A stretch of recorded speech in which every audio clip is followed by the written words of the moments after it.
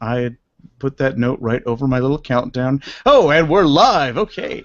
Hey, everybody, and welcome to episode 21 of Five Dumb Things. I am your host, Darren J. Gendron, and with me, as always, the human firecracker, Brandon J. Carr. Pop, pop!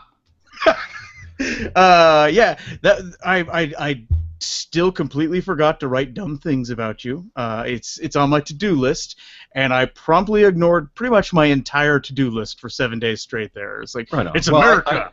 I know that thinking about me is pretty low priority for you, so that's always what I like to think about when my self-esteem gets too high. Like, just Darren does not care. Yeah. No. Hey, it was the American thing to do, I say. That's what it was. We were celebrating our America. That's what we were doing there. In fact, my wife made a red, white, and blue flag cake for the 4th of July. So she had like all this cake making stuff in the kitchen. And Monty, my 2-year-old, walks into the kitchen and he looks in and he goes, "Happy birthday?" Like, he saw cake. He's like, this is what cake is for. Cake is for birthdays. Makes So sense. it's America's birthday. We were allowing it. Person who today is not her birthday, pretty sure, either that or Facebook's a damn liar, is our guest judge, Kelly McInerney. Hi, Kelly. How's it going? Hi, Kelly. McInerney, right? Yep. McInerney, yes. I think Ketchup and mustard-erny. Ketchup and mustard-erny. That's right, yes. I did promise that from here on out, that's all I'm referring to you as. You are a comedian, you are a laser tag enthusiast, you are an internet sketch actress and creator. Did I miss anything? Yeah. I host AfterBuzz shows on AfterBuzz TV. It's like after shows, like kind of like The Talking Dead, but it's just all the shows. So I do it for MTV Scream. I did it for SNL. Sorry. All that stuff. Good, right? I love Brandon Scream. just got excited. Did you actually just recognize Kelly at this point? I did. Sorry, unfortunately, The Talking Dead kind of burned me out on after shows. I won't go into why, but actually, one of the topics that I will be discussing tonight will be relevant to your interests. Oh. Apparently, somebody is running way over the clock right now. I just realized. At the last show I ran, I forgot to turn off the clock. Greg Benevitt, you are 46 hours past the light at this point. How dare you, sir? How dare you? But no, we've got the clock reset. We have got our topics ready. Ladies and gentlemen, this is how we do it. Brandon and I, we like dumb things. So we have picked 5 different dumb things from the week, things in movies, television, gaming, the internet, and whatever. And we're going to present arguments, and then Kelly is going to come in. Sweet, innocent Kelly is going to tell us why we're dumb. I don't know why I'm calling you sweet and innocent. I've seen you do stand-up. You're not that sweet. No. Not really, no. I'm not saying you're a horrible person, but you are a stand-up comic. So yeah. It's in that area. So let's see, Brandon. Sure, I'll go first. I'll go first on movies. I won't even give you the option of choosing. Fantastic. Thank you. You have no choice. You're going to listen to me talk. And the dumb thing that I found this week that I really liked. Somebody on YouTube did a supercut of the intros of all 8 Harry Potter movies. And as they progress, they just get darker and creepier and more chaotic and sad. And pretty much like the Harry Potter series does. Or like life. Like life in general. It's always just, you're happy when you're 2 when you see cake and you think birthday. And then you see cake and you think birthday by the end. Like, that's where we're going with that, right? Oh man, and I like it because it's sad. It's sad how they keep building up more and more of a case against Voldemort throughout the movies, and they make it's complete propaganda. They make everybody just hate on Voldemort by the end. He does try to kill babies. Okay. He tried to kill a baby that we know of. We know of, and he didn't. He didn't kill that baby. Right, but I don't think intent and ability are necessarily balanced. He did try. He wasn't good at it, but that doesn't mean he try to kill a baby. We could frame it in one of 2 ways. he tried to kill a baby, and he tried to blow up a school, or he didn't kill a baby, and he didn't blow up a school. Why, that's just like me. Exactly. Voldemort is just like all of us. Well, most of us. Well, yeah. Yikes.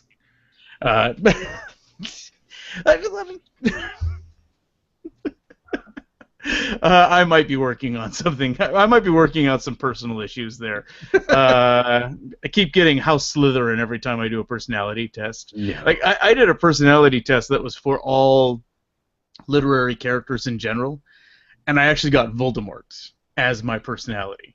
Oh, like, that was it. Like I was so happy about that day. That's like, yes, this personality test understands me. I was very. This just. It's all about the framing, you know. It's from a certain point of view. That's what I think. So you think that someone should go back and retell the Harry Potter story from Voldemort's position? You give it 50 years, it will be a Broadway musical. I guarantee you that. This could be the Rosencrantz and Guildenstern are dead of the Harry Potter series. Although I would think I was thinking more like a Wicked. Oh yeah. Yeah. Rosencrantz and Guildenstern would be more for what's his name, the mouse guy, and we talked about this before. I've lost all of my Harry Potter knowledge. You know, the mouse guy. The mouse guy. How he's and how he's sort of running around in the background, going. Yeah. That'd be fun. Someone get Tom Stoppard on the phone. We'll work on that. That's the one with Lupin and the werewolf, the were-dog, and the were-rat. Yeah. Gosh, what was I could see his face. Both Peter Pettigrew. Yeah, Peter Pettigrew. Thank you. Yeah. There all right. I remember. I'm not entirely sure what's dumb about this. I may have forgotten that was kind of the purpose of the show. We are one topic in, and I have already screwed it up this week, ladies and gentlemen. I wish I could say that was a record. No, it is a little too. I just thought, okay, the real thing, real talk here is that there was an article about how Power Rangers is going to be like the Dark Knight. And it's definitely, and I started to like that was my exact reaction. It was just, and it was for so many reasons. And then I started picking into the article, and it was based off a Bryan Cranston quote, and it probably is not what he said. He was doing a simile. Good on him for throwing one of those out and giving us an SAT test. Sure. But it was Batman 66 is to the Dark Knight as Power Rangers TV is going to be to this Power Rangers movie. Very different tone is what he was saying. So and I got very worked up about it, and I'm like, do I really want to hate on this movie this early on? Like, I think I need this movie to give me just a little bit more to hate before I hate it. So then I was like, you know what? I want to talk about Harry Potter. And we have a general position on this show where we don't really pile out a lot of hate on things that have not yet happened. Yeah, it actually has to be bad before we can make fun of it for being bad. Right. Mostly. There has been some times where I just couldn't resist. Sure. So, movie news in general, just not doing it for me right now. So, I did like, and I thought about that. That was a neat thing with Harry Potter, how they did change. It's always the same theme, but it's played 8 different ways in each of the ones, and and by the time you get to the 8th movie, the Warner Brothers logo, when it shows up, is literally just crumbling. It's like, I'm tired of this shit. I've given you 8 movies. I can't give you any more. Give it a few years, and they'll give us more. Right. So yeah, I mean, they're giving us more. So yeah. Yeah. Brandon, you tell me what's dumb in movies, and I will make up a reason why that was dumb as you're talking. Fantastic. I'm glad to be a distraction for your incompetence. So, this past weekend, the Steven Spielberg film, The BFG, opened in theaters. That's a Doom movie, right? The Doom... No. Yeah. Exactly. It's the Doom movie. No, okay, let me interrupt you really quick. I do want to just stomp all over you and say this joke because 100% serious, if it was a movie just about the BFG 9000, just from its point of view, just blowing up demons and getting lost in corners, I would still watch that movie. Sure. Of course. But yeah, okay. Of course you would. All right, go back to doing what you're supposed to do earlier. So, the BFG in this case, as opposed to being a Doom reference, references The Big Friendly Giant, and this is based on a book by Roald Dahl, which as a kid I enjoyed very much. The very first teaser trailer that they put out for this film was very cool because it was true to Roald Dahl fashion, a child with either missing or terrible parents, in this case missing, who suddenly a giant steps out of an alleyway, and it has a very Hook feel to it. In terms of the kind of magic of it, and Hook was a movie I liked quite a bit, and actually in general made a lot more money than people expected to hear, because I think Hook made like 3 times its budget back, so it did just fine, even though it's pretty lambasted across people's memory. However, the BFG made a lot less money than people were expecting, and in fact, over the opening weekend, and this was July 4th weekend, it made about $20 million in the U.S. And since then, it's only gained another $7 million or so. The budget for this movie is estimated at $140 million. So it's got a ways to go before it even breaks even, especially considering the marketing costs attached to it. Now, I'll admit, I'm part of the problem. I didn't see it. But you know what? It's July 4th weekend. I've got stuff to do, and that's part of the issue, and I think that was part of the box office problem. I don't know if people go to movies over July 4th weekend. I certainly don't, because it's hot outside, and I don't want to go places, and I already have to go spend time in groups with things exploding and eat all of the hot dogs on the Eastern Seaboard, and there are a lot of obligations, I mean fun obligations, but obligations nonetheless, over July 4th weekend, so I'm not interested in going to see The Big Friendly Giant, unfortunately. And I was not alone in this. I've definitely gone to movies on the 4th of July weekend. It just depends on the movie. Right. Like, I know I saw Independence Day. Like, it used to be like weekend. A big Will Smith weekend. Right. Yeah. Exactly. We call it Big Will Weekend or something. Thank you. Big Willie Weekend. We had Independence Day. We had Men in Black. Was it July 4th? I want to say. Yeah, and Men in Black 2 too. Oh, but then he also did Wild Wild West as a July 4th weekend. Yeah, and then that tradition ended. Saw it. And what was it?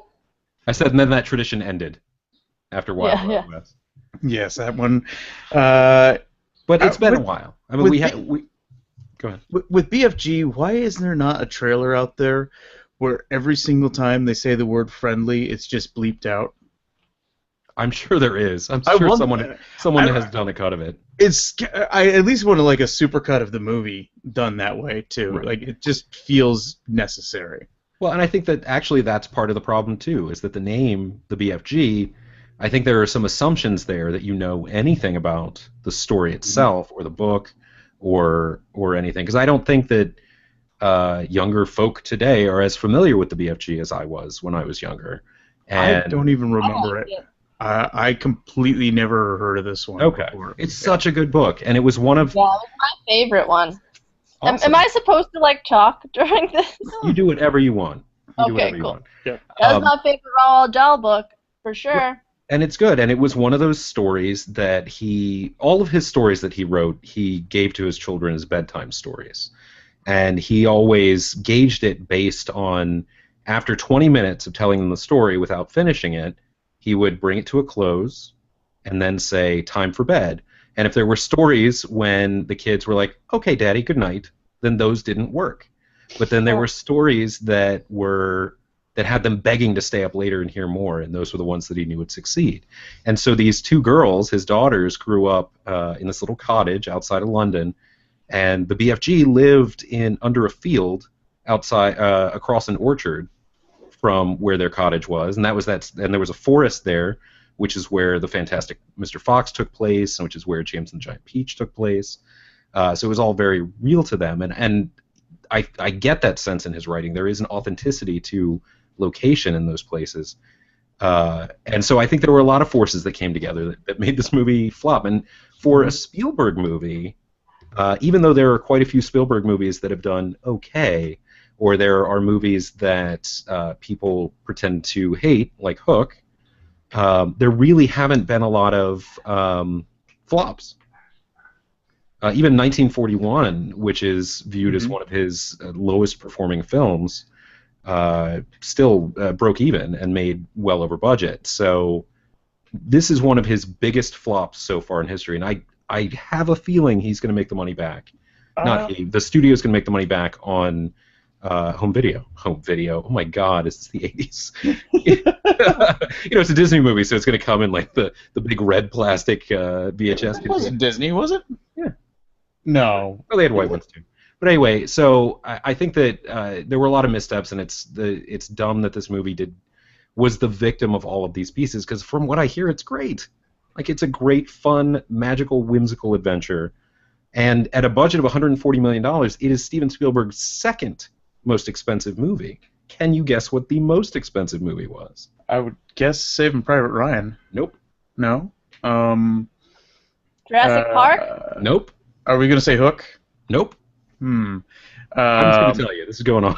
No, wait, Oh, no, okay. All right. because I just had it for a second there. E.T. Nope. No, E.T. would have been cheaper. That was back in the day.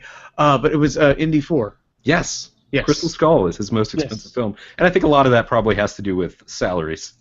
But yeah, so that one, of course, people, when we've talked about this on the show before, people also pretend to hate.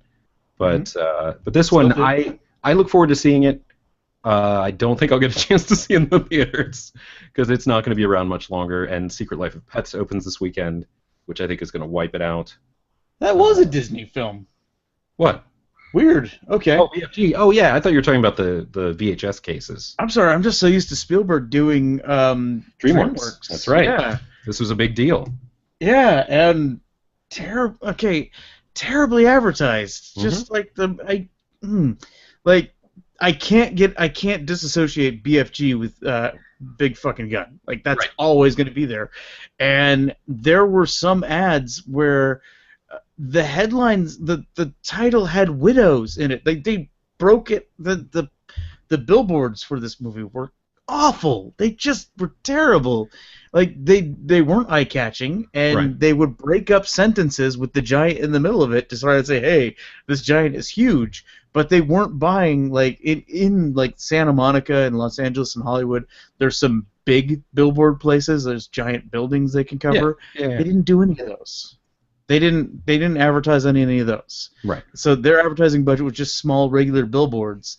And trying to convince you that something is big on a billboard when it's the small billboard next to the giant ones in, right. like, the media city, that's not good. Like, you basically just put yourself on the same size level as a Chick-fil-A cow.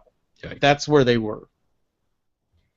Well, so anyway, what's dumb about this is, unfortunately, the underperformance and the very small tweaks that could have been made to the marketing and even the title. If they had called the movie Big Friendly Giant, I think that would have made a big difference. But I think that its underperformance is what's dumb and sad. It makes me cry. Yeah, that's okay. So, Judge Kelly, it is up to you to decide. Is it dumb that the BFG underperformed at the box office, or is it dumb that I'm entertained by a 1.5-minute movie that is solely just Harry Potter, the name Harry Potter popping up on a YouTube video? I think the Harry Potter thing is more dumb because I am a BFG fan, and I feel like what you said was right in that, like, if it was a different weekend, maybe if they called it the BFG Big Friendly Giant instead of BFG, versus, like, what you said about the Harry Potter video. Like, okay, that's cool, but I'm still more, I think it's more dumb about the Big Friendly Giant. Yeah. It looks like a good movie. It's going to be a good family movie, but it was just not well advertised. What you said exactly, I agree. The stars were not aligned. Was it named Big Friendly Giant, the book, or is it the name? No, it's the BFG. No, BFG. Oh, because the BFG? Yeah. Yeah. Why didn't they at least call it, like, Ronald Wait, I have it here, I Dahl's? think. They could have called it Ronald Dahl's BFG. Like that. Well, that's not his name, but they could have called it that. The assumption, I think, was that people would know what it is, and that people. Oh, see, I got it right here. Oh, there it is. There it is. I brought it with me. And that I think people were assuming that people would see that it's a Spielberg adventure film and flock to it. And unfortunately, that's not what happened. I don't think Spielberg has flocked to I didn't even ability know. film Yeah, anymore. I didn't even know Spielberg was attached to it. I just saw the Yeah. billboard, and I agree. Like the sentences of the billboards, it was like hard to read what they were saying. Just I didn't. Mm-hmm. I think Okay. pretty much we finished with Spielberg with Lincoln. I think that's where we're done. Okay. Nope, he's doing Ready Player One next, and that's Oh, gonna that's gonna be be good. that's gonna be huge. The weird thing is that doesn't matter to me that Spielberg's the director. Oh, I know, but it's going to be huge. It's That's not the star power. I think that Ready Player One is going to make Spielberg relevant again to a whole new generation of people. Possibly, we'll see, because he's following it up with Indiana Jones 5. Ugh. So, which could be good. Again, going back to Power Rangers, not going to hate on it until it's out. And Brandon, you're still wrong about Indiana Jones 4, just so we're clear. False. Right, so let's go to what's dumb. Did you like it or did you hate it?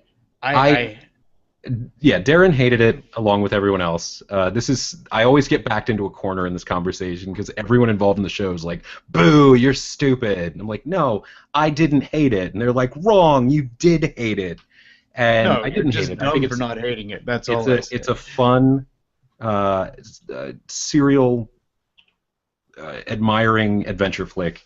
Now, I saw it, and we're covering territory that we've covered on the show before, but I saw it years after it was in theaters. I got the whole quadrilogy Blu-ray set as a present and watched Crystal Skull because I hadn't seen it, and it was fun. And I did not understand. I do understand some of the complaints, but I don't understand all of them, and the amount of vitriol that movie gets. Mm-hmm. Okay. I'm with you. I think there's some fun parts, like Shia on the two motorcycles. Yeah. That was pretty fun. But the whole alien thing was like, what? No, the alien thing doesn't bother me because it's like we had a box that melted Nazi faces. Like we had a knight that had been alive for 1900 years. Like if we could that is way wrong. We'll say centuries. How's that? Centuries. We'll say centuries. But yeah, like if we can have those elements, I'm okay with elements. I'm okay with apparently crystal skulls. I have one staring at me over the shoulder. Gerard. But yeah, hi Gerard. Yeah, there were so many other things that bothered me with that one. So we won't get into that. We instead will get into TV. And this is a big week for me. 2 days, I'm cutting cords. I'm shutting it down. I'll go down to just network TV, Netflix, Amazon, Hulu, the MLB TV app. How will you survive? How will I get my my great television entertainment? So this is what it got down to. Is I went through and I figured out, this is the dollars I'm spending here for this, here for this, here for this. Divided up my cable bill, and I was like, okay, currently spending right now I'm spending $15 a month on HBO, and Game of Thrones just finished, Silicon Valley just finished, and if I want to, I can just flip it back on for $15 a month. I don't have to have a full package just to get HBO anymore. Any other premium station, I don't care about. It's like there's some there. I wanted to get Showtime maybe to watch the Andrew Dice Clay show, like And that. Twin Peaks I next wanted You to can see. upgrade your Hulu with Showtime. That's true. It's like $5 a month. $8.99 a month. So okay, I can consider that. Kelly, full disclosure, don't you work for Hulu? Yeah. Okay. And then so then I was looking at Sci-Fi Channel. Okay, that one's gonna sting because I really got into The Expanse. It's something that we talked about earlier. Like I'm excited for that next season coming out, and I got really into The Magicians. Although, wow, with that season finale, I'm honestly not sure I want to watch any more of it. So then I was like, that's kind of on the fence. And then I got down to Comedy Central, which that has been like one of my go-to channels for since it used to be just people doing stand-up. Like, I don't want to be completely like Comedy Central hipster about it, but for crying out loud, I'm a stand-up comedian. Like, clearly, I've been obsessed with stand-up comedy for a very long time. I currently have Comedy Central Radio in my car, so I can listen to stand-up. And then the other things were, okay, at midnight, Daily Show, and, well, I used to have Colbert Report in there, but Colbert Report is gone, Daily Show, and that gets me to Daily Show. And I had been watching it pretty regularly with Trevor Noah as the new host, and I've been kind of backing him as best as I can, like, let's give him a shot, let him grow into the role, and it's just not working, guys. It's not there. It's like, I don't know, he's talented, he's interesting, he's got charisma, he's a handsome guy, but he feels too much like a foreign correspondent and not a head anchor. And I like news and I like satire of news, and it bothers me to admit this, but it's failed. They need to definitely look at getting a new host for The Daily Show. And I think actually where they made their mistake is getting a single host for The Daily Show. I think if they went with the two-headed anchor, they would have had a much better chance of surviving. It gets down to, because at this point we're not focusing all our attention on one person that maybe has some questionable humor in his Trevor Noah can dip into sort of a frat bro type of humor every now and then, and it shows up in the writers that have been hired around him. This past week there was actually there was a mini hubbubaloo over a tweet where basically they were celebrating go celebrate it being legal to get an abortion in Texas by going and knocking somebody up in Texas, something to that extent. And it's not the best joke, and it can be taken the wrong way. It can be done just a little bit like, yay, let's go. Like, it's not. It clearly wasn't saying, hey, go rape someone. It could. I think there was a little bit too much looking for outrage on that one. Well, and it's not terribly clever. And it's not. It wasn't clever. It wasn't sharp. It just. And that's where it gets down to. It's like, Daily Show this past year hasn't been clever. The best thing that they have come up with, they had Donald Trump wants to bang his daughter. That was their best joke all year. And if you look at over on HBO with John Oliver. Yep. You look over on HBO with John Oliver, he managed to find the one thing that actually does bug Donald Trump with his hands. Right. And that cracks me up so much to know, because the hair thing, I always knew you can't really make fun of his hair because he doesn't care about that. Like, that's like basically it's like Batman's chest symbol. When Batman has the all-black suit with the yellow chest symbol, he wears it that way, and yes, I know he's a fictional character, but he wears the yellow chest symbol because he's got the bulletproof vest on. There's the most reinforcement underneath that chest symbol. He wants people to hit him there. So that's what his hair is like, it's the hit me here type thing. But to know that his hands are basically like Batman's face, where everyone should be hitting him. No, shoot there. Yeah. Shoot his mouth. No. Shoot, yeah. Yeah, that's what that is. Okay. That's time on that. Brandon, you tell me what's dumb in television. Well, real quick, just to step back, I will also say that Samantha Bee has really picked up the baton on sharp pop culture and political coverage, and that The Expanse is also on Hulu. I looked it up. Kelly, you missed out on that one. You're on mute at the moment. What's on Hulu? You missed the fact that The Expanse. Yeah, one of the shows that he'll miss on Sci-Fi. Sci-Fi original series, The Expanse, is on Hulu. Well, also so is The Daily Show and all that too. The Daily Show is on Hulu. So if I want to give it another try. I mean, the only thing that you're going to miss out on with Hulu is the CBS stuff and the CW stuff. Yeah. We got CBS and CW. Yeah. Well, the CW has the 5 most recent episodes of all the shows. Right. And recently aired. So sometimes it'll be reruns and stuff. And they just signed a deal with Netflix to put a lot of their stuff on. Right. They're going to have entire seasons 8 days after the season ends, but nothing during the run. Okay. I didn't actually read the details on that because I was like, this isn't dumb. I need to. Yeah. So wait, is At Midnight also on Hulu? Yes. Yep, it is. Yeah. I knew there was another show that you mentioned too. Yeah, Yes. that's on Hulu Okay. too. Yeah, I think Because all of the big Comedy Central stuff is on there. Yeah, most Comedy Central shows take 21 days to air to be put on Hulu, but at midnight and the daily show, since they're daily, they're the day after. All right. So, how much money are we making from Hulu on this podcast? Just out of curiosity. I know for a fact next week one of the topics is going to be Hulu is dumb. That's just. Oh, now that Kelly's not in the room. Okay. Okay. It's pretty good. Okay. Brandon. Hi. You tell me, what is dumb in TV? All right, here's what I want to talk about. And I think I've kind of talked around this a little bit in the past. But this is the MTV series Scream. No, you're wrong. No, I have a feeling you might agree with me on what's dumb about it. But the show I love.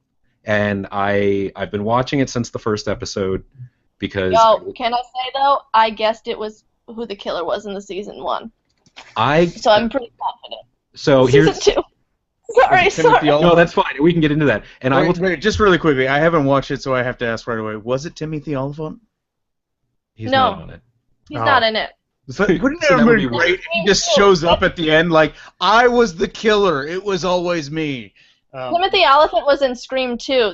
He was not Billy Loomis. Billy Loomis, stupid. The guy that looks like Johnny Depp. What's his name? Skeet. Give me one moment to mute my microphone and hide. Yeah, go for that. I know, I love Scream. So I'm with you because I figured out who the killer was the very first time that character appeared.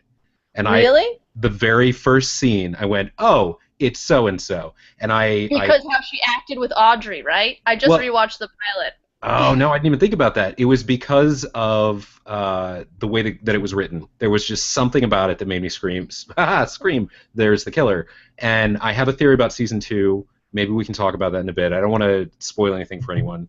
Because obviously we are really good at this, so we don't want to ruin anything for anyone. But I love the show. I think it captures the feel of the original movies without getting bogged down in it at all, because it's very current and it's very modern. The actors, for the most part, are good. The one guy's hair. Too upset. It's crazy. That's what annoys me. Yeah. Like, your friend died. Right. Be more sad. It's like, just calm down. And it was like, okay, let's have another house party. And then everyone gets drugged. But then the one guy's hair is ridiculous, the first sheriff's son. And Karen. Yeah, right? Karen. So anyway, the show is a lot of fun, and I like watching it go through. And it was kind of fun with the first season, figuring out who it was, and then watching that get confirmed throughout. That made it fun for me. And I feel like that might be happening in a way with season 2, but there's some big misdirection going on. I think I have not seen last night's episode yet. That's probably what I'm doing right after we get off. That's a good one that gives hints and stuff. Like, it just continues to confirm my suspicions on who it is. But I think it might have been too. You'll see. All right, we'll talk about it. We'll talk about it after we're off the air, so that we don't have to ruin anything for anyone. Here's what's dumb about it. I know every song they play, who the musician is, and the name of the song, because it streams across the bottom of the screen. Music by so-and-so, song title such and such. Find more on scream.mtv.com. I thought you were going to claim that you know what all the music was, because you're just that good of a no. I know none of the music on the show, because I am old. But it doesn't matter. And actually, I will say that there have been a couple tracks that I've enjoyed enough to go track them down. But not to pay for, just to listen to on Apple Music or whatever. So having that pop up is really distracting to me, to the point where I was catching up last season on several episodes in a row, and I considered putting tape across the screen where the pop-up happens so that I wouldn't have to see it. And then I was like, nope, I'm already on the couch. So I didn't bother. But I understand why it's there, and I know that that's part of how they make the money, because it's MTV, and they also have to pretend that they are music television in some way. Yeah. But it is really obnoxious. In the same way that when you're watching any other show, and like they throw a hashtag at the bottom, like hashtag so and so's crying. It's like, okay, guys, let this happen organically, you know. But that's it. That's really the only dumb thing about it. And everything else that goes around it. Sorry, every commercial for every other MTV program makes me sad. So I kind of. Dating naked? What is that? It is dating naked. That is two people dating. It's insane. But then they've got like what was it? Oh, all the Teen Mom stuff. And last season there was a lot of Catfish because Catfish came on right before Scream. And so my DVR would catch like the last few minutes. We're like, I'm glad we figured out what's going on. We're friends now, and everything's fine. And then it's like, next time on Catfish, I'm fast forwarding as much as I can, but then I'm clipping into the anyway. So MTV is dumb, but Scream is the diamond in the rough. It's so good. It makes me want to watch more MTV shows. I'm gonna say let's all watch Acting Out on MTV. Yeah. Wait, Darren, what was your thing? It was you're getting rid of your television. No, The Daily Show. The Daily Show is dumb. It's just okay. So Judge Kelly, is The Daily Show dumb or is Scream on MTV dumb? Man, I don't know because I understand Screams because MTV's like we're still music TV, please. This is our addition to music. It's not a music show, but hey, we're showing you where the music's coming from. So I don't think it's that. It doesn't bother me that much either. I don't watch The Daily Show, but I do see where you're coming from in that he's not, it's you think he's like a correspondent. He's kind of a bro guy. So I guess I'll lean more towards that because it doesn't really bother me, the music. Even though sometimes I'm like, wow, this scene has music right now? You guys are just going through something serious. I don't know why you're on music, but I get why they're doing that. To keep it more like, oh, it's an MTV show. So I kind of think a lot of people are disappointed with The Daily Show, and a lot of people do like John Oliver a lot more. So I'll be Team Darren. All right. I think so. We still haven't figured out like what's the winning status, like of being called dumb or not. It's up in the air. So let's put video or just gaming, but I think we are both doing video gaming. So I'll gaming. We're on gaming. That was all me just eating time because the dumb thing that I have right now is very short, very, very short. No Man's Sky, the creator, Sean, tweeted, "Things are happening," all caps, exclamation points. Sure. And that's exactly what you said on the show notes. I hate you, Brandon. I hate you. Kelly, just to give you some background here, No Man's Sky is a game that in an alternate reality, I believe is going to be coming out last month. In this reality, it didn't come out. It got delayed. It's coming out August 9th. Shut your mouth, Brandon. There is a countdown clock on my laptop right now. It is coming out in 33 days, 14 hours, 11 minutes, and 50 seconds. Just so we know. I'll keep you posted on that as we're going through the show here. It's a space exploration game. It's a massive online multiplayer game where you're probably never going to see anybody. So it's basically like you get to play this game with everybody. Like 8 million people are probably going to play this game, and no one's going to meet each other. And I love that so much. It's just we'll all have our own little space, and we could just be by ourselves and poking space rats and blobs and things like that. It's an antisocial network. It's basically an antisocial network. It's beautiful. It's gorgeous. It's probably going to be the most glitchiest game ever, but I want to play it. It's weird too because it's one of those games that it just gets your hooks and it gets the hooks into you. Like if you like retro 1950s sci-fi and colorful big fancy things, and yeah, now it's just basically I got excited for the fact that the creator of this game is saying things are happening. He has posted no follow-up as to what the heck he's talking about. Sure. That's all. That's their media plan right now. Is just vague things like that, and there hasn't been any videos released recently of Sean, which I think is a good thing, because in the months leading up to June, when we were getting so close to the release, you could tell that Sean is about ready to crack. Like, his beard has been like he started off as a clean-shaven, fresh-faced young guy, and now he basically has gone full Tom Hanks from Castaway at this point. Like, the crazy in the eyes is getting there, and I really want to see that the end game is just him just staring at you like, why did you keep playing this? Why did you make me do this? That's my theory. That's all I got there. We're at 33 days, 14 hours, 9 minutes, and 51 seconds now. And what is the countdown timer to the next delay announcement? Is it about the same? 32 days, maybe? I just need to punch you in the face right now. Ah, you can't reach me from California. I will find a way. It'll be a procedurally generated punch in the face. I'm sure. Brandon has taken far too much joy in my pain. And I love it. He's a big duty head, and he needs to stop.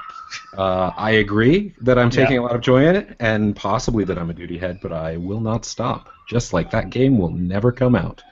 So I'm going to talk about Blizzard has a big success on their hands with Overwatch. I still have a minute. I'm not ceding my time yet. Oh, okay. I'm just going to stare at you quietly for the next minute. Careful, I've been watching West Wing. I know how to beat a filibuster. I know all about politics now. Right, exactly. Oh, I'm all set for the all right. Fantasia. Brandon, you tell me what's dumb in gaming. Sure. So Blizzard has a big hit on their hands with Overwatch, which I have no idea. Kelly, do you play video games at all? No. All right, cool. Have we completely lost you at this point, is what I'm understanding. It appears like she's doing other things, but that's okay. I'm not really sure about video games. That's so fine. This is less about video games and more about weird legal stuff. I don't know if that makes it better at all. Let me talk about things in Latin. Let's go. No, so Overwatch is a game where you run around with your friends and you kill other friends, basically. Like, it's just a big shoot-'em-up multiplayer thing. And this company has a company called Bossland has created software that lets you see where everyone else is in the game. So if you're sneaking around trying to kill people, then those people knowing where you are kind of kills the fun. Mm-hmm. And there's some sort of bot hack in it as well that I didn't read up about that. But so basically, if the makers of the game catch you using this cheat software, then they kick you out. They boot you really quickly. They bring down the hammer. I've heard they ban you for life. They ban on the first offense. Yeah. Like, that's how serious they are about it. But in addition, they're also suing the company that made the software to begin with, which I think is kind of weird, because they are calling it copyright infringement, unfair competition, and a violation of the DMCA's anti-circumvention provision. And what that basically means is if you make software that lets you access all of the music files on Apple Music without having to pay the fee, then that's circumvention. And they're basically saying that you're doing the same thing if you're using these cheats to hack into the game, which is kind of interesting. But I don't know that... I'm curious to watch this because I want to see where it's going to go, because it doesn't... Like, if you invent a device that makes it really easy to break into a car, but you yourself never break into a car, then what is your legal liability when a bunch of cars get broken into? And we can make this a whole conversation about the gun laws in the United States if we want to, but I don't want to. No, let's stick to hacking on this. But yeah. Right, exactly. So, and also, Blizzard is located in California. I think they're in Irvine. And the company that has made the software is in Germany, which makes it even a little murkier in terms of how the international laws work. Mm-hmm. I think the whole thing is more interesting than anything else. I think that cheating on multiplayer games, where everyone is supposed to be more or less on the same playing field, except based on how much time you spend or how much you pay people to grind your characters for you. Apparently, you can't grind Overwatch. Really? Yeah, you just get there's no skins. That's true. Because there's no real story to it. So yeah, I mean, it should be based on merit, and I think that any sort of multiplayer unfairness hacking stuff is dumb across the board. And really, I haven't played a lot of multiplayer shooty games. I had a job where we had a lot of downtime, and we played Quake Arena on the LAN a lot. But that's about it. And that was just fun because I was in the same room as these guys, or in the same building, and we could yell at each other, just screaming profanity from across the building, which is funny because we were a call center, and we never knew when people were on the phone. But just a bad call at that point. It's just a call gone bad. Yeah. So anyway, cheating at these massive multiplayer games is incredibly dumb because I think it takes a lot of the fun away from people like me who are kind of casual gamers, and I think that's something that Overwatch has attracted because you don't have to spend a lot of time on it. You just kind of jump in, run around, do some shooty guns, and then you're done for the day. Like Splatoon, I feel like it's the same way. But it's okay it's the DMCA, which is a very onerous law. I'm not very happy with that law. Copyright, that one makes me scratch my head. All I can think is that they must have some proprietary chunk of code in the override software that allows it to break through the gates somehow. That might work, but are they selling the cheat code program? I don't know. And that's where it's going to get interesting, because if they're selling it, then they're profiting off of it. Well, the thing is, though, what they said in the complaint is that these hacks have caused and are continuing to cause massive and irreparable harm to Blizzard, which is true because technically people are going to get frustrated when they keep losing. And so they're going to wind up losing business as a result of this. So there is that step that even though it's a free tool, possibly, then it's still hurting their business. They could possibly show financial damages that way. It's something to watch. So congratulations, you get something to permanently add to the follow-up dumbness. Yeah. I am going to stop caring about that entirely until you remind me to care about it later. Kelly, you tell us, what is dumb that I'm excited by 3 words at this point. Just things are happening. And by the way, just so we're clear, 33 days, 14 hours, 3 minutes, and 9 seconds. I think that.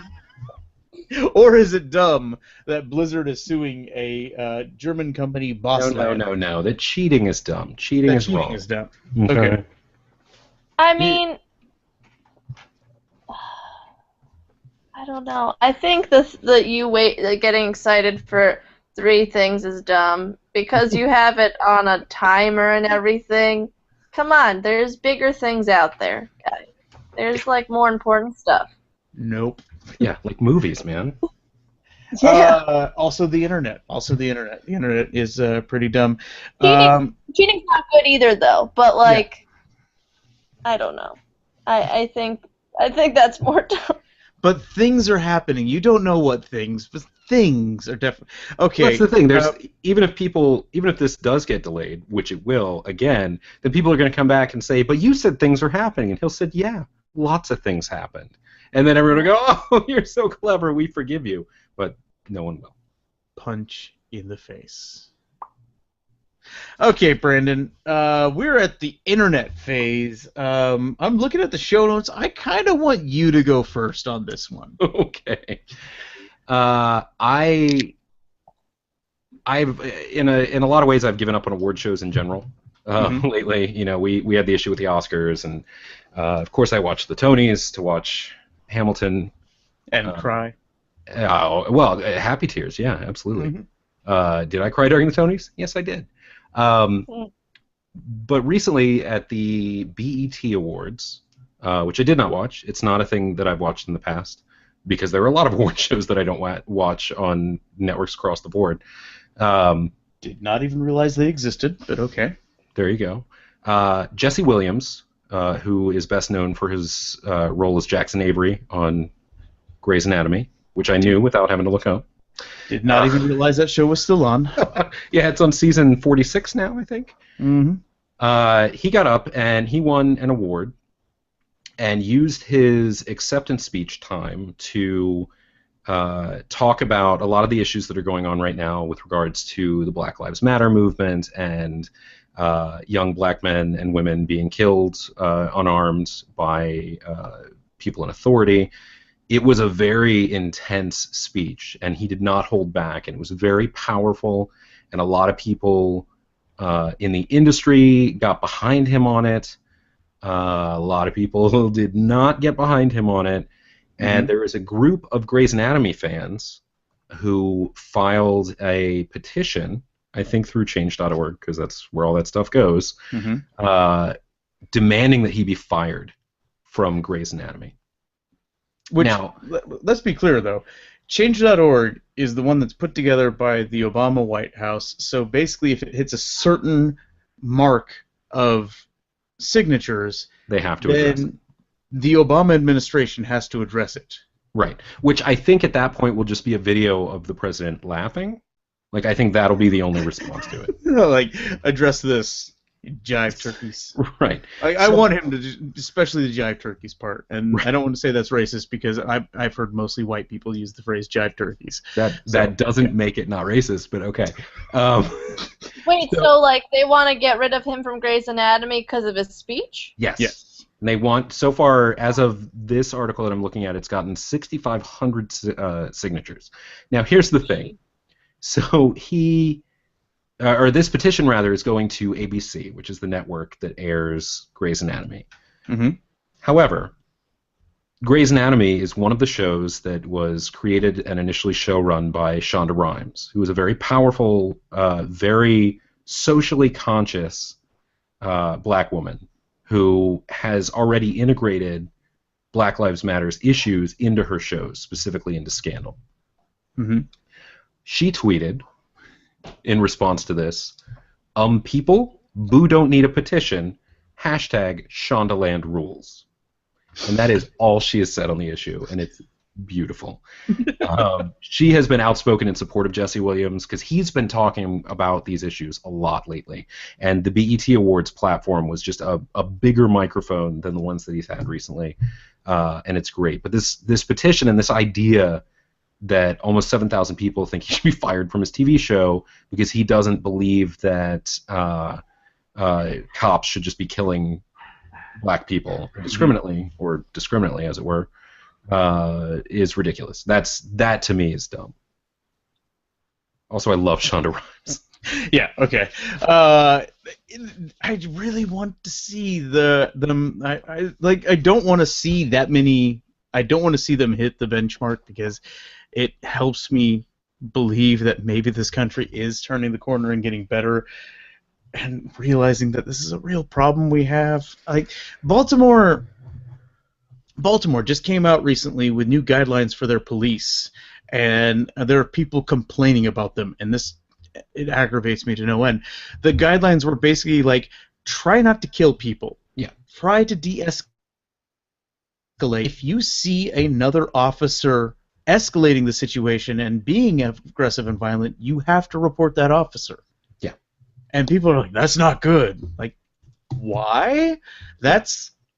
I'm not an anti-police person. And I'm not going to say every police officer is like that. That's not where I'm ever going to go. I have relatives that are clearly I've been described as having cop face. Like, I know this. And yes, I have relatives that are in law enforcement, and I have a lot of people in my family that have done public service in different ways, but they've constantly had it from the standpoint of public service, of teaching, working on roads, of being police officers. I don't think I have any firefighters, so you know what? Screw you, firefighters.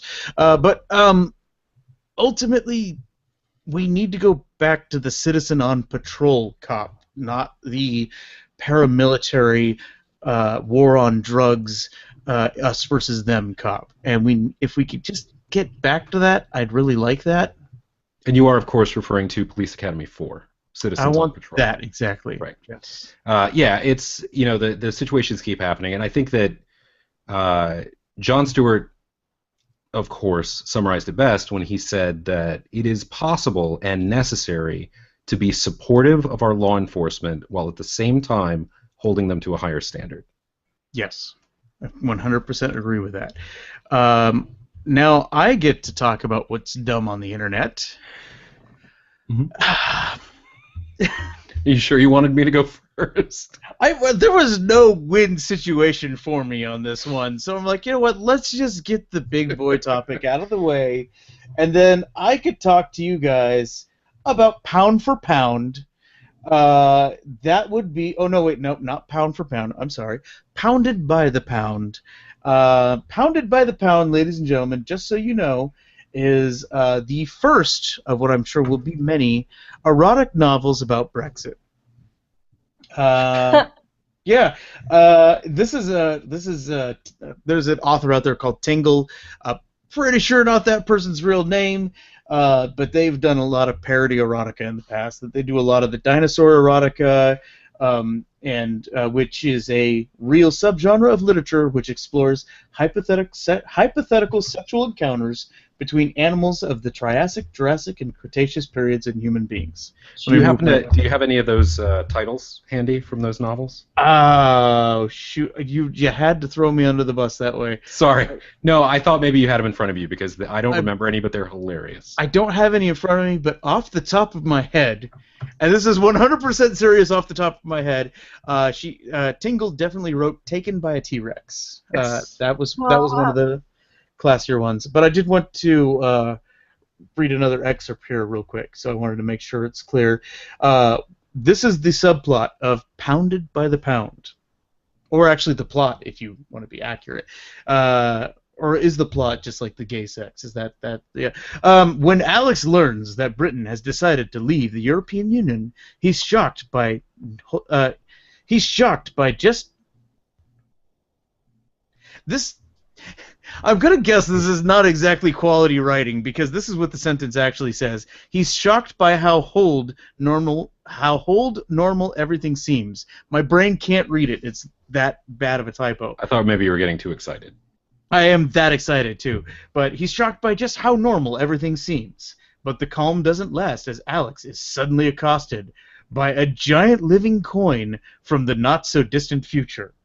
In this horrific future where Britain has left the EU, 4-story buses lie strewn about the streets of London after a failed plan to cut costs. The Queen's Guard has been replaced by flying reptiles with machine guns, and the River Thames runs red with molten lava. Thames. Now, Thames. Now, Gordon, someone's going to yell at you if it's wrong. Now, Alex and his handsome, sentient pound must travel back to the past and sway the vote for European solidarity by proving that all you need is love. This erotic tale is 4,200 words of sizzling human on monetary unit action, That's including... I think you can stop there. Including... Nope. Don't make me have to change the rating on iTunes. This word starts with an A. This word starts with a B. That's an RS, a CP, and I have to do this one at least. Sure. Living pound love. Which makes no sense whatsoever. I do have to point out, because I pulled this up as you were talking about it, which is why I knew to cut you off, that you did not give the full title. The full title of the book is Pounded by the Pound, Turned Gay by the Socio-Economic Implications of Britain Leaving the European Union. That's the full title. I apparently got the truncated version. Oh, man. That is amazing. This is from the author of Space Raptor Butt Invasion, Helicopter Man Pounds Dinosaur Billionaire Ass, Buttageddon, Scary Stories to Tingle Your Butt, Pounded in the Butt by My Own Butt, Handsome Sentient Food Pounds My Butt and Turns Me Gay, 8 Tales of Hot Food. Really quick question. Wait, real quick, this one is listed as being by Dr. Chuck Tingle. Yes. What were you going to say? No, you wait. Look it up real quick. I need to look it up because I need to know if this is true. Just off the top of my head, I just didn't realize that it is. It is indeed. I didn't realize Tingle was the one that was that obsessed with the butt. Oh, yeah. So that made me wonder, and this was the actual question that popped in my head was, is this the author of that well-known literary epic, Buttception, A Butt Within a Butt Within a Butt? And the answer is yes. Oh, Chuck yeah. Tingle is indeed the author of Buttception, A Butt Within a Butt Within a Butt. And by the way, looking that up on Amazon, it still gives me a pop-up asking if I'd like to donate to St. Jude's. I can't wait to see the suggestions they're going to make from now on Amazon when I look for stuff. No, I'm sorry we don't have that garden hose, but could we interest you in Schrodinger's butt? And the Facebook integrated ads that are going to start popping up just everywhere. We've rubbed Pounded by the Pound all over our internet history now. That's what we have done. So, Judge Kelly, I hope you were taking notes. Which is dumber? Is it that there is a petition to the President of the United States to get Jesse Williams fired from Grey's Anatomy? Or is it dumb that there's a book out there called Pounded by the Pound? Brandon, what was the subtitle again? Oh, God. Turned Gay by the Socioeconomic Implications of Britain Leaving the European Union. Oh, God. Man, they're both so dumb. It's so hard. Like, people are racist-ish, kind of, but love Grey's Anatomy. Then they want to get him off. And then this lady's got too much time on her hands just making a sexy novel about Brexit. Oh, no, this is the dude. This is a dude who's written all these books. Oh, I thought it was a lady. Man, that's Chuck even Tingle, but I actually think it is a woman. Yeah, Chuck Tingle, I'm sure, is a pseudonym, so who knows? I just think of Teaching Mrs. Tingle. That's why I assumed it was. Oh my God, you're right. Oh no! I'm getting Chuck Tingle mixed up with a different author. Allegedly, it is a male. Okay. Yes. Anyway, go on, Kelly.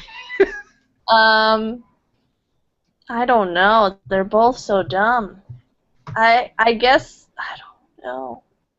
I would say the Brexit novel's probably more dumb because that was very recent and just crazy that you would think, oh, Britain's leaving the EU, sex book, and just write it in a week. Like, people are crazy and dumb. That is not the only political tome of erotica that he has written this year, because he also wrote "Feeling the Burn in My Butt." Oh my God! That came out in April. Yes. Does he make money? So these books are like $4 a pop. Mm-hmm. They're They're under 5,000 words, so they could literally be written in a day. Yeah. And they're ebooks, so he doesn't have any overhead. I'm assuming that yes, he does make some money. Yes, and you have to realize you can gift these to people. Oh my God. Yes. Can and will. Yes, so if you need unicorn butt cups, Beach Patrol, you can get that. Oh, I'd rather watch the video. You think the movie would be better? Yeah. But I think would it be a double feature with Glazed by the Gay Living Donuts? Gay Living Donuts. They have to be pink, frosted pink. Where was that Bigfoot one? The Bigfoot one is another one of my favorites. Bigfoot Pirates Haunt My Balls? Is that the one you're thinking of? No, and it's also not Bigfoot Sommelier Butt Tasting. It's it is actually there it is. Bigfoot Settlers Claim My Butthole. That was it's a period piece. It's I want to see what this guy looks like.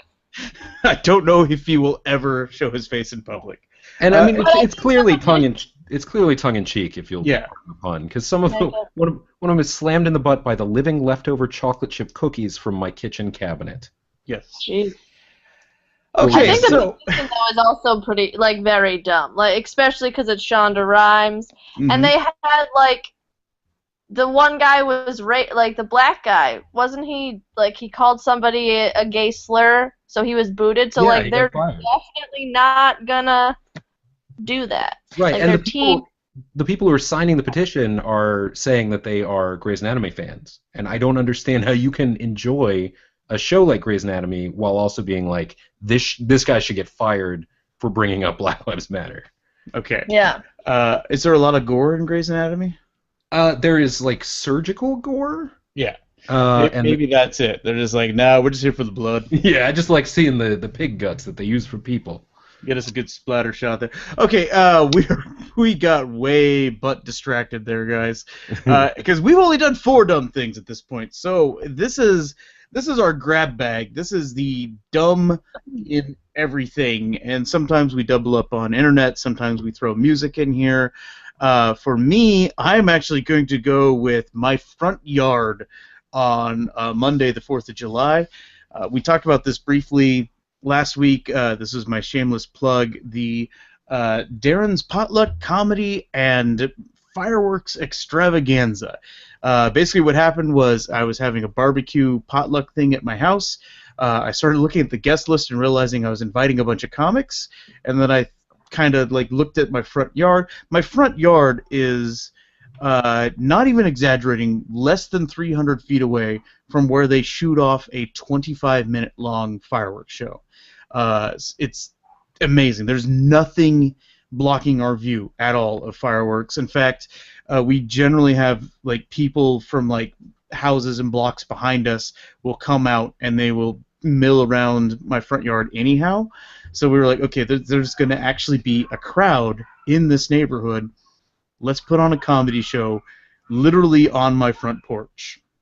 And it was a very dumb idea. In fact, Kelly, you were invited. You couldn't make it because you had a prior engagement, right? I had to work till 5. Yeah. And that you wouldn't have been able to get to my house, which is nowhere near anybody in It's time. fine, Kelly. So, I couldn't make it either. No, you weren't invited, Brandon. Just so you know. Ooh. You know why? Because I live 3,000 miles away. No, because you don't believe in No Man's Sky. That's why. And it was dumb. It was hilarious. I don't know, Kelly, have you ever gotten to do stand-up getting heckled by live explosives going off in the sky? No. You should try that sometime. It really challenges your timing after about the 3rd joke of like you get halfway through the premise and somebody fires a mortar directly over your head. There was one like I don't know where my neighbors are getting fireworks from because the legal stuff went on after the show. But it was the first half hour of the show. It was generally pretty quiet. Lots of people were paying attention. But towards the second half of the show, all kinds of illegal fireworks started getting fired off. It was definitely like some South Carolina level fireworks were happening. So it got a little bit exciting, but it was a lot of fun, and it was incredibly stupid. And it occurs to me that now that I've done this, the dumbest thing about this is I'm going to have to do it again. So Christmas morning, we're going to do a show on my front yard.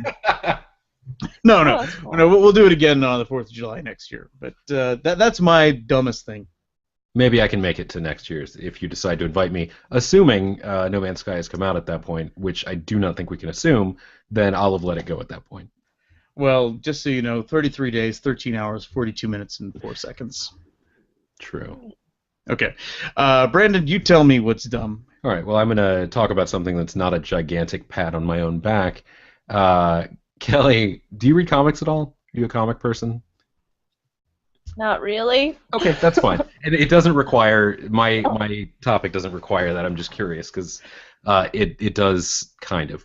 So, by the way, those for watching on the video feed that may have seen me flipping someone off, I just want to be clear. Kelly, I was not flipping you off. Okay. Okay. He was. So no. This is for you, Brandon. I know.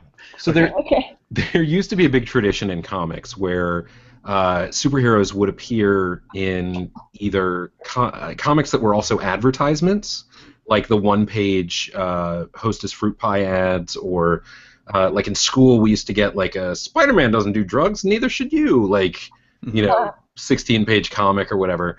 And Twinkies. Don't you dare forget Twinkies. Yes. And so that practice has kind of gone away until last year there was a DC KFC comic that was put out that was the Colonel of Two Worlds. and it was all about Colonel Sanders here on our Earth, and then Colonel Sunder, I think, who is from Earth 3, which is the bad guy Earth. And I didn't read that one. It just I couldn't get into the idea of it. But then just this past week, I think, they put out a sequel that is called KFC: The Colonel Corps. And a very brief description of this plot is thus: Colonel Sanders is talking about how it's really important to him that everyone work hard and not take the easy way out because that's his life mantra or whatever. And suddenly he's hit by some sort of psychic attack or whatever. And when he comes to, he realizes two things. One, there is a female Colonel Sanders talking to him, also a female version of the Flash, and he can only remember one of the 11 original recipe spices. And the other Colonel Sanders who's there with him can remember one of the other ones. So they're like, oh, of course, now we have to go across all the Earths and find all the other Colonel Sanderses and get all of the ingredients so we can keep making KFC's original recipe chicken. So they hop on the cosmic treadmill that the Flash has brought along with her, and they jump to the Gotham by Gaslight universe. They go to Kingdom Come. They go to the Commandy, where the Colonel Sanders in that universe, by the way, is a giant rooster. I was going to say, like, Commandy's the last man on Earth. Right. So he's a rooster who one would think serves chicken. Although in that, when they're showing him with the Flash, who is a jaguar in that universe, he's just eating mashed potatoes and green beans. So maybe they don't serve chicken. They also go to the Teen Titans Go universe, where they get like a little chibi version of Colonel Sanders. And in the end, this whole group has to fight Colonel Sunder and Colonel Grodd, who is the bad guy from another. Or I guess because he's wearing a white suit, so he's actually one of the good ones, but he's a bad guy. So anyway, it's ridiculous, but it's so much fun, and there's a lot of payoff for people who know stuff about comics, like, oh, I know what the Kingdom Come universe is, blah, blah, blah, but it's explanatory enough that you don't need to know it, because it just says, like, oh, here's Gotham City, and here's Colonel Hardcase, or Hardcase Harland is what he's called, where he's got a billy club that looks like a drumstick, and he's just wailing on a criminal. I think when creative synergy is done creatively well in a case like this, where it's just fun and stupid and enjoyable for those reasons, then it can be a lot of fun. Like, this is an example of something that in and of itself is truly dumb, and that's all I'm going to say is dumb, is the actual product itself. But I love it because it's funny and it's silly, and it reminds me of the Hostess fruit pie one-pagers where Batman would go and someone has stolen all the fruit pies from the convenience store, and he goes and knocks them out, and he's stolen like a bank truck full of Hostess pies or whatever, and then he backs them in, they're like, thanks, and shows him eating one, and it's super cheesy. And this is right along those lines, and it absolutely knows what it's doing in terms of its dumbness, and the quality of the artwork and the quality of the writing are actually up there with a mainstream book, which is something that you don't always see in a synergy type situation. But given that it's got an advertising budget, what do you bet the page rate for that book was actually better than your average book? Well, probably because the page count is lower, because it's only 19 pages as opposed to the regular 22. Did they actually have ads still in the book too? I only found it on Comixology, and I don't know that they ever actually printed it. So there are no ads inside it. I mean, half of it takes place inside a KFC, so I'm assuming that takes care of the advertising. It does feel just a little bit on the product placement side. I'm gonna go out on a limb here. It's subtle, but I think it's an ad for Chipotle. Right. Oh, that would be amazing. That could be the next crossover. Anyway, so that whole thing is dumb, but I love it. Okay, so, Judge Kelly, you tell me, what is dumb? Is it Dern's Potluck Comedy and Fireworks Extravaganza, or KFC: The Colonel Corps? I don't really... Wait, what was dumb about your fireworks thing? Oh, it was nothing. So dumb. He just wanted to talk about it. I did want to talk about it. Because they're heckling fireworks? No, it was so dumb because like I'm standing on my front porch, basically. I am that. It's like that could have broken bad really easily. Like I could have been the crazy person in my bathrobe telling jokes in the front yard with nobody listening to me. The fact that 50 random people were listening made it not crazy, but it still was pretty dumb. Like it, the fact that it was like this is my house. Well, it sounds more fun. Yeah. I did make sure people still did a 2-item minimum, just so you know, and everybody did have to bring at least 3 friends, to get 5 minutes. That's what they had to do. So it was a bringer Really? alone. No, it was not a bringer. What was the item? No, hell no. Like I even had to point that out to the comics beforehand. Like one of the things I will admit was dumb, and this is just me as a comic, like getting frustrated with LA Comics. Not nearly enough people in this town have a 10-minute clean set, and more than a couple had to punch out like at 7 or 8 minutes because they ran out of clean material. And like, really, guys, I relate though. that's kind of weak. Are you? Would I have mocked you for being weak too? Is that what I'm hearing? Probably. It depends. Like how. There's like what's dirty. Yeah. Is masturbating dirty?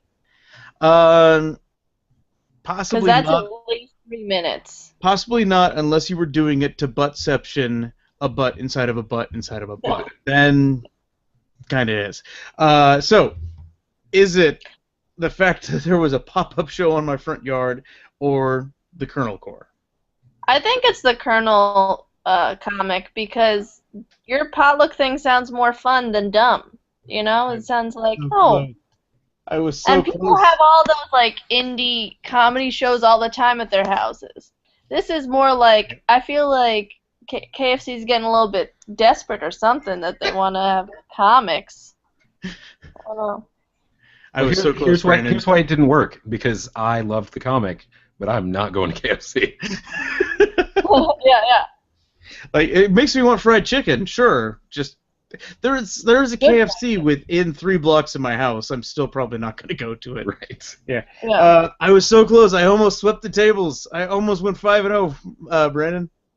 Really? I was actually keeping score this time. Wait, I thought I got the first one. No, you got Brandon got the first one. I got No. BFG. You said Harry Potter was dumb because you like No, I BFG. didn't.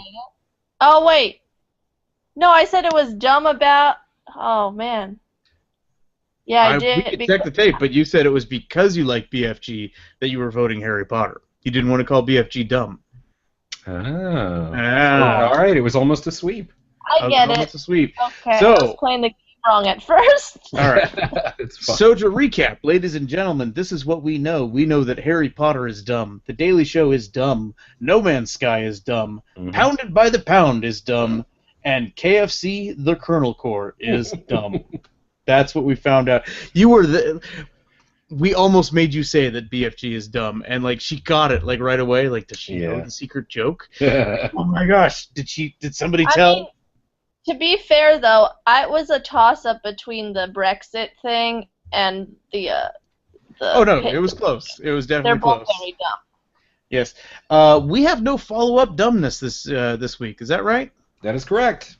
So just to follow up on one thing that we did on this show, we are at 33 days, 13 hours, 31 minutes, and 58 seconds. Boo. Now you guys are hating me. No, Like, is that this will be a cool? fun gauge for people who actually listen to this whenever it comes out. To see how much we cut out of how it. much time has passed. Like, you don't have any idea how time works. You guys are terrible.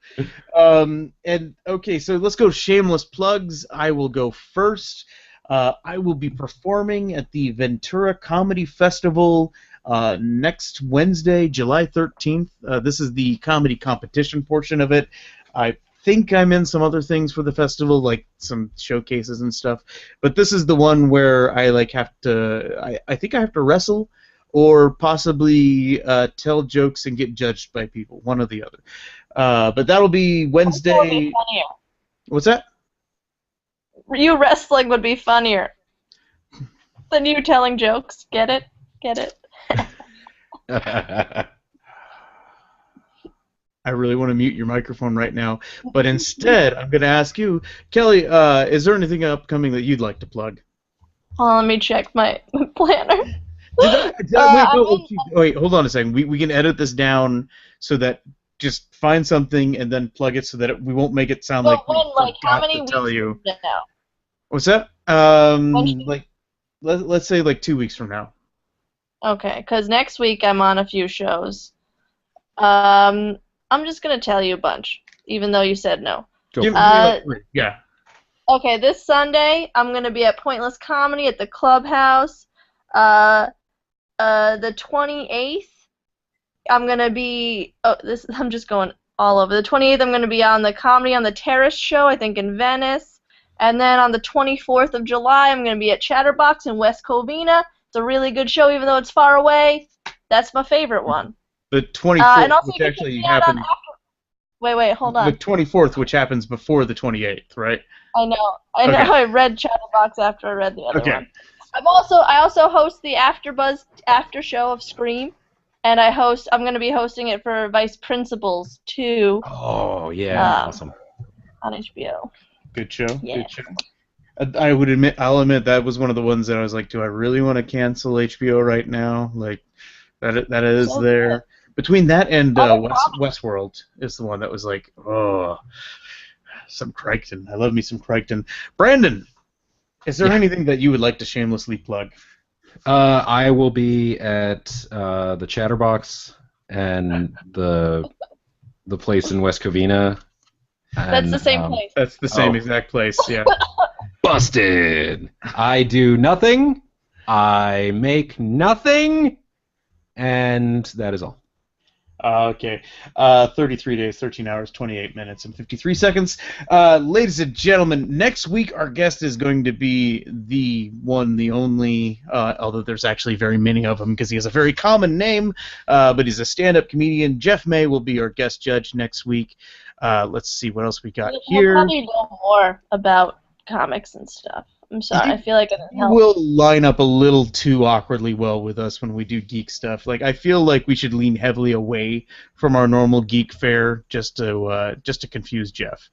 But I think that one I think we might do a lot because it'll be the week before San Diego Comic-Con, so we might have a lot of comic book stuff on that show. But for now, what you, the lovely listener, is going to... What? Can I tweet? Can I do my Twitter? Well, yes, absolutely. Please do. You can follow me on Twitter at HollyWeirdo. HollyWeirdo. 2 L's? Yeah, like Hollywood, but weirdo instead of... Holy Weirdo is the Pope's handle. Holy Weirdo is definitely the Pope's weird fetish Twitter that he has. I don't know why he keeps that one. It's bizarre. But Holly Weirdo is where you can get Kelly McInerney, the one, the only ketchup mustard Ernie.